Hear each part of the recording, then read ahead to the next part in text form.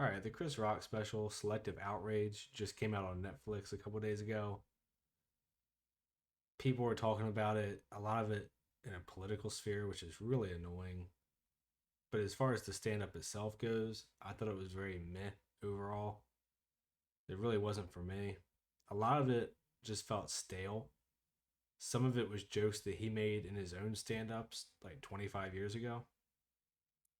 And then some of the other stuff just felt like it was maybe 5 years too late. And it really came across to me as like when your dad just hears about the newest trend, but he's actually like two trends behind, so it's outdated. I guess the equivalent for people my age might be like when your parents found out about Facebook, that was essentially the end of Facebook being, the cool platform. And that's how this felt to me. There's some okay jokes.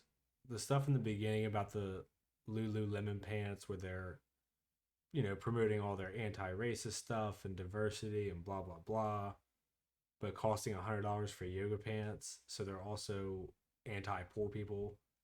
Like that was funny. And he talks about how people would rather have the $20 racist pants than the $100 anti-racist pants, which is all true. But that's the exact kind of thing where it just seems like it's behind the curve for me.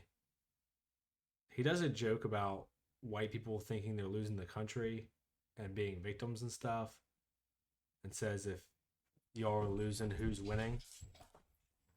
And says if y'all are losing, then who's winning? And this is literally a joke that he made himself like 25 years ago. And the specials that I'm referring to, by the way, which are all funnier than this one that I would recommend, are Bigger and Blacker, Never Scared, and Bring the Pain. And I think the big thing for me that makes those different is he doesn't really get into political shit with those. It's more of just stuff that you can find relatable as a person. So he talks about relationships and, you can be married and bored or single and lonely. He talks about black people versus the N words, which is, I guess I probably shouldn't say it since I'm white, but, at the time, that's, I would say, pretty edgy comedy. And, that kind of subversive forefront of humor is what you really want in stand up. You want a unique perspective on an old topic, or to look at it in a new lens, or to be looking ahead of the current cultural commentary and make people think about stuff in a way that maybe they haven't before. I'm not fucking editing this. I don't care that much. So that little fuck up will just be there. But this really came across to me as sort of he has his views. He has like a really shallow connection with what's going on right now. And this really isn't even a knock on him. I mean, he's in his 50s. At some point, things just pass you by. Like, when these stand up comedians are young, they're doing stand up shows every night and they're probably dating and they're out with friends and they're really a part of the current culture. So it's a little bit easier, I think, for them to understand what's subversive and what goes against it and what's original.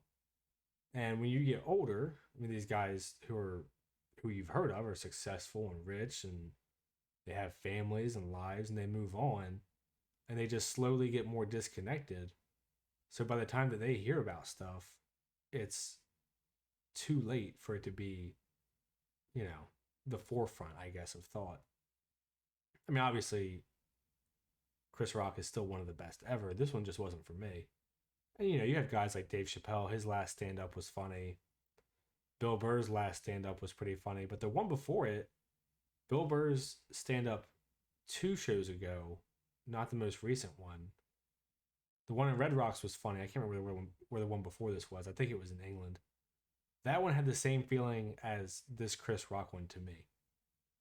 Like he talked about Me Too and stuff, 4 years after it was relevant. And that's how this whole thing felt to me. So I'll keep going with Chris Rock's. So he talks about Meghan Markle a little bit. And white people being accepted by black families and black people being accepted by white families, and he does some pro trans stuff. He talks about the country being divided and abortion being illegal in most of the country, which just isn't true, which is kind of why I say he just has his own views. Oh, and another thing that he brings up that I think makes it pretty apparent where his own political views are is he brought up January 6th, which I'm just so fucking tired of hearing about as an insurrection. Whatever your thoughts are on it. But he's like, white people were so mad that they're trying to get themselves out of government. And that mentality to me just really exposes what his worldview is, as if black people have a black interest and white people have a white interest. And it's very identitarian and just not, it's just not for me. I, I would date, I would definitely say I'm an individualist and I can't stand that shit. So I won't go into fucking detail about politics, but that's kind of what I'm saying is he seems to have this really sort of shallow understanding of current culture and he's not really connected to it. The dude's worth however many tens of millions of dollars, and he's off living in fucking LA or New York in his mansion, and he has kids and shit. So he's not spending all his time, quote unquote, with the youth. And that's how this whole thing really seemed to me. So anyway, he talks about that, about abortion, and even the abortion thing. Like he talked about abortion 30 years ago, 25 years ago. And he was pretty funny with it. He talks about how, it's a woman's choice and a man can only say one thing. And he goes, so what you gonna do? And, that's a funny commentary on essentially how powerless and kind of sidelined men are in the abortion conversation. Again, I'm not going to get into my own views, but, that is, for the time, an interesting take. So for him just coming out and saying he's pro-abortion over and over, and yeah, he kind of tries to make it funny and says that he wants women to have the right to kill babies, and you know, there's a decent joke in there about if women are sleeping with men who can't afford abortions and they have to pay for it themselves, they should probably get the abortion because they're never able to afford the kid because they're letting broke ass men come inside them, and that's all fine. I don't know. It just really lacked originality for me or anything particularly profound. And he talks about how humans are born assholes and we have to raise them to stop being dicks, which is fine, but it doesn't really go anywhere. And in the middle, like third of this thing, it's about like an hour and 5 minutes long if you cut out the credits on each end. So I guess the 30 to 45-minute range, he talks about his daughter a bunch and how he's annoyed that she grew up rich and stuff. But there's not really even a punchline there. He's just kind of talking. Very strange for a stand up, especially one like Chris Rock, who is usually pretty fast paced with his stuff. And, he talks about how different things were from when his mom grew up to his daughter. And it's not really a joke. He's just commenting on society. I don't know. It's not very insightful. And for some reason, I sound like fucking Christopher Walken because I'm sick. And he talks about how much shit do for women that men don't realize, like cleaning their pillowcases. And he talks about dating now. And again, he's already talked about this stuff in funnier ways before. Again, this one, he talks about how dating younger is cheaper than dating older for men because young girls just want shoes. And it's fine. But, in his old stuff, like the married and bored and single and lonely thing was funny. Because I'm sure a lot of people who've been married for a long time can relate to it.